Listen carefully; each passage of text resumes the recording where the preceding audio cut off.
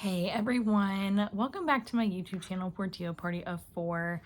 I recently shared the story of how my husband and I met and how we have made our high school relationship last and everything, and people seemed to really like that video.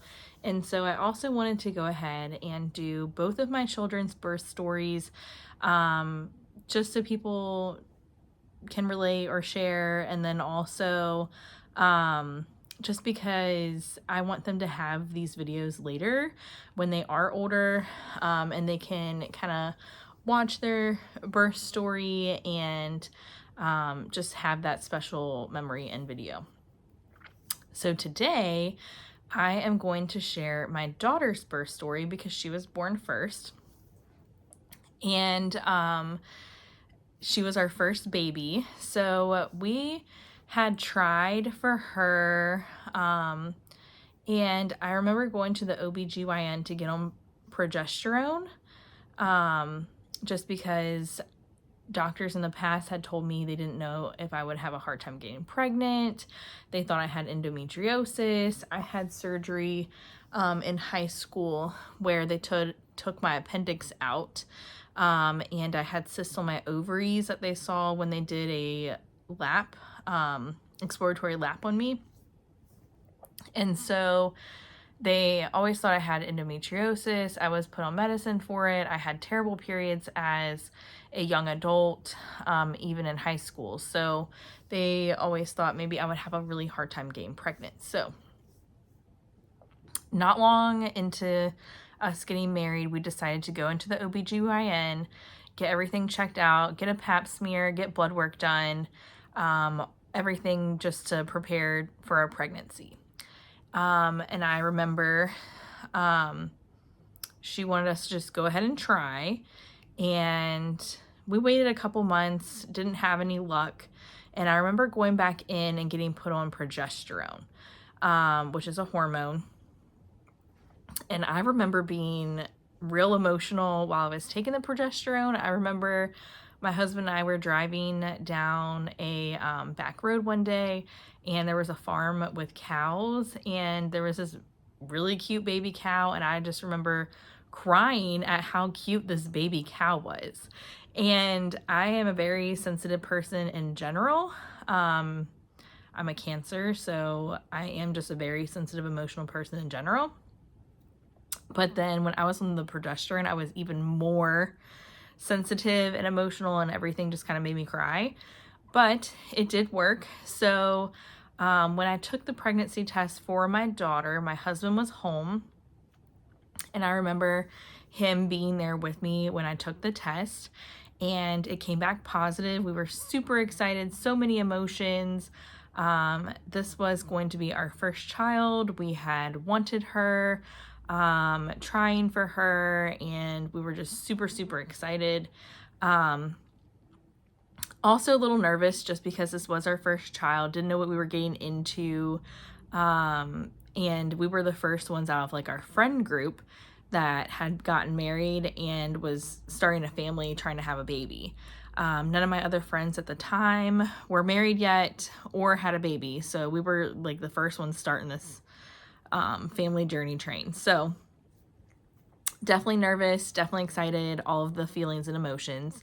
I remember first person I called was my mom to tell her, and then I called my best friend, and then texted I think some of my other friends and let them know as well.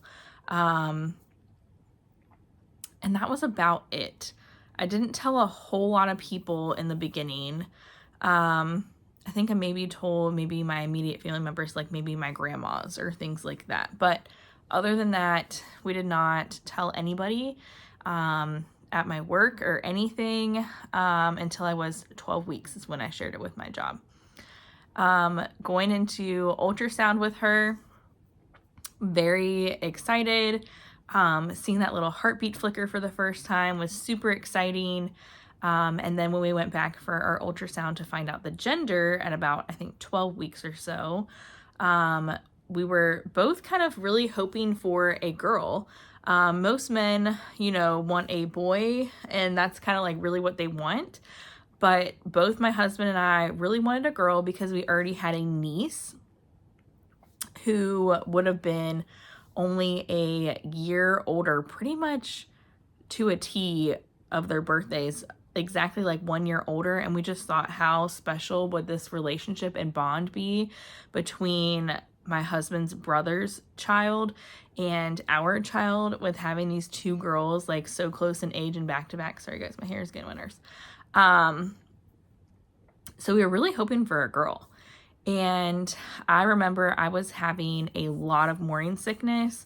That was my number one pregnancy symptom with my daughter, was the morning sickness and the nausea and everything. And so I kind of thought it was a girl, just because they say with girls you have more hormones in your system and you do feel sicker.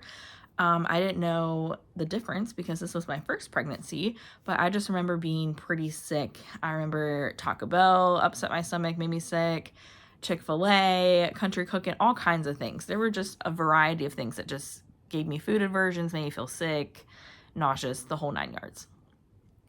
So we go back for the ultrasound. My husband's there with me and my mom, and it was a girl. We were super excited to be having a girl. We got some hand-me-downs from my niece, started picking out things for her room and getting things together, buying our first crib, stroller, all the things. Super, super excited. When we went for our anatomy scan, that's when things kind of changed a little bit, just because there were some health concerns. So I work in healthcare, and I knew something was wrong just by the way the lady doing our sonogram kept going back over her heart. And I just had like this sinking gut feeling that something was wrong, just the way that she was acting. So she would go look at her heart, then she'd move over, look at her kidneys, then she'd go back to her heart, then she'd go to her brain, then she would go to her limbs, then she'd go back to her heart. And I'm like, why does she keep going back to her heart? Something is wrong. I was just like, oh my gosh. So super anxious, super nervous. I even asked her, I said, is there something wrong with her heart? Because we had already heard the heartbeat. I knew she had a heartbeat and everything like that was okay. But I was like, something has to be wrong. Like maybe she has, a genetic heart condition or something. So super anxious, and they only do blood work typically on mom and not dad. So I didn't have any genetic markers for me, but I just didn't know with my husband if there was anything that could pop up. So then she says she's going to go get the doctor and bring him in the room. And my heart just sinks. I remember crying. I was super anxious, super scared. This was our first baby, like just all the emotions. So, she brings the doctor back in, and the doctor starts doing the ultrasound. And I'm like, okay, what's wrong? Like, I work in healthcare. I know that there's something wrong. That's why you've brought the doctor in the room. And, she said she didn't want me to worry or be concerned, but there was a little place in her heart. I think she called it like a little black or white spot. And basically what that little place in her heart could show or mean was Down syndrome. So my husband does have his grandma's sister does have Down syndrome. So that was a concern. When they asked, does anyone in your family have Down syndrome? I said, no, but my husband does. And so that was a concern.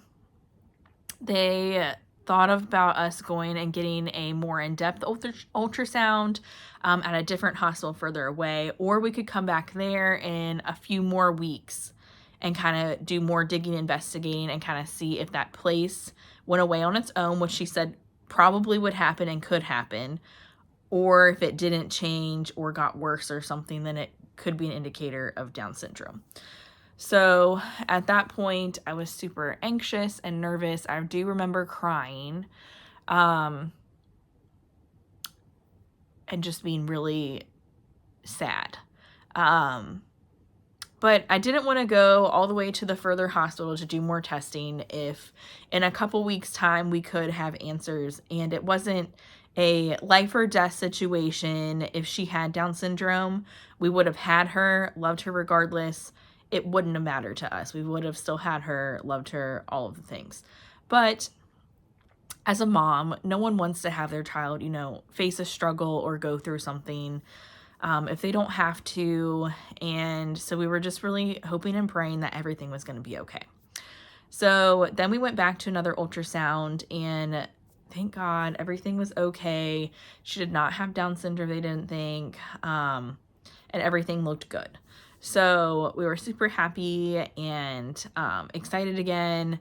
The anxiety and worry had kind of gone away, and we were just thriving in the pregnancy. So had our baby shower, had tons of family and friends come. Actually did the baby shower at the golf course that I worked at the time on the side. I mostly worked at the hospital full time, but I did work still PRN, like part-time at this golf course. So we did have our baby shower there with all of our friends and family, some of my coworkers. It was great. Got lots of cute things for her. And it was such a blessing, and had a great time.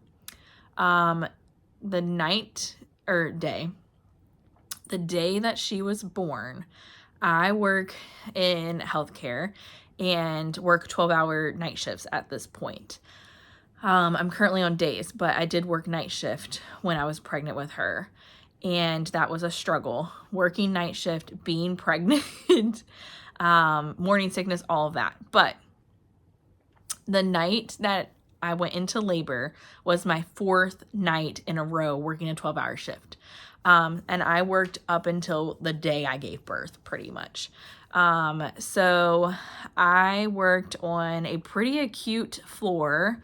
And I remember I was taking care of 4 CABG patients with a preceptee. And if you work in healthcare or know anything about healthcare, CABG patients are pretty, intense. They are, a lot of work as far as the patient goes, as far as like mobility. They have chest tubes, Foley catheters, just had major surgery, sternotomy, the whole 9 yards. So these patients are a lot of work. They do require, a lot of lifting and all of the things. So I remember at about 5 a.m, we were getting all of our heart patients up in the chair, and they all had to be walked up in the chairs, really working on their mobility and getting them up for the day before the doctors came and rounded.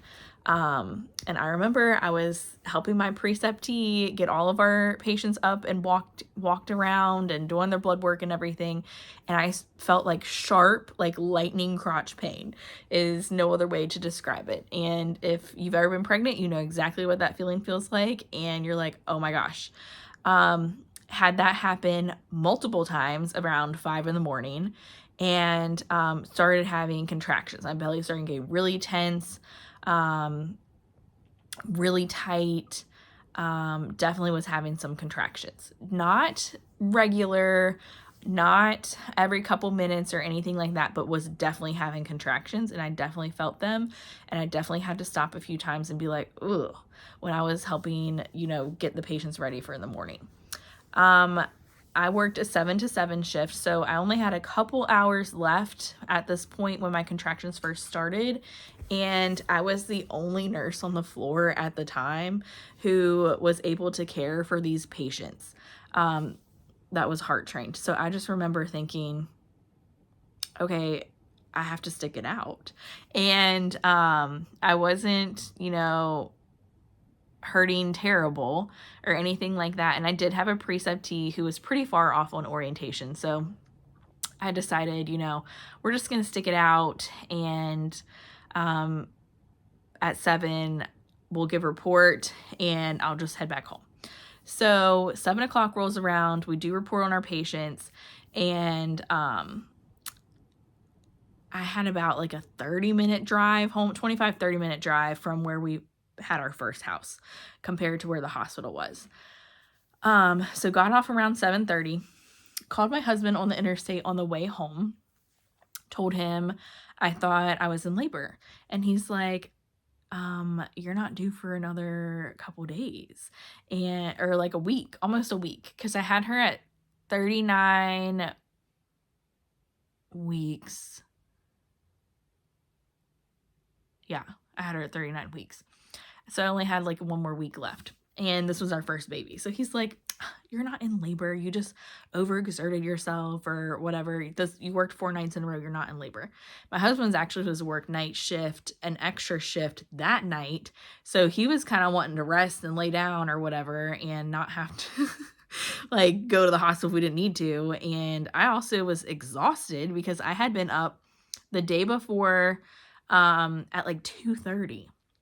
This was my 4th night shift in a row, working 12-hour shifts. So I was super tired too. So if it wasn't real, I kind of didn't want to go to the hospital either if I didn't have to.